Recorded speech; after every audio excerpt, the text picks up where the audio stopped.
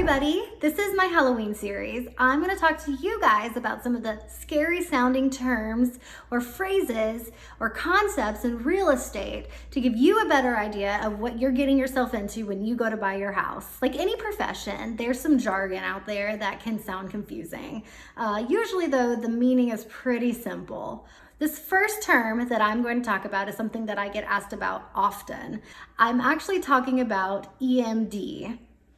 EMD. It's actually 3 letters and it's an acronym and it stands for Earnest Money Deposit. It can also be, just to clarify, there's some other terms that you might hear. You might hear escrow money or earnest money, EMD deposit, those kind of things. Good faith money, that's another one. However your realtor refers to it, it means the same thing. It is a portion of money that you as the buyer puts towards the contract price, so to show good faith that you're going to buy that house. Imagine this scenario.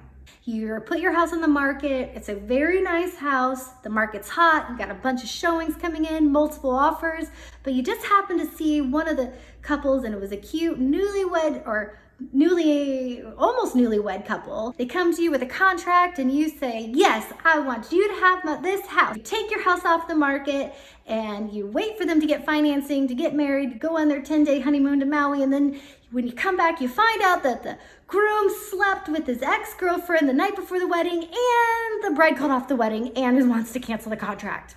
Now you've lost all that time off the market.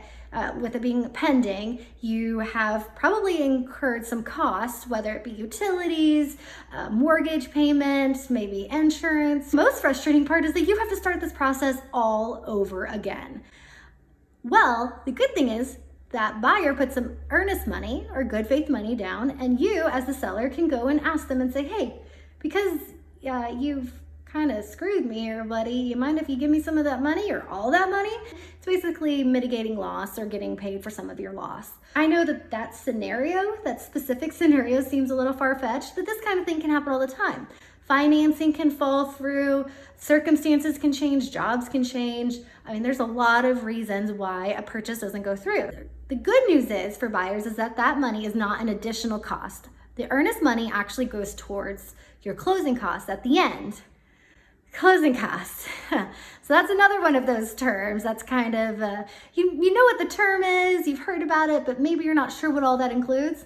Well, join me next week and I'm going to break down some of the most common closing costs, what they're for, who they go to kind of make it a little bit clearer for you when you go to buy your house. Talk to you guys soon.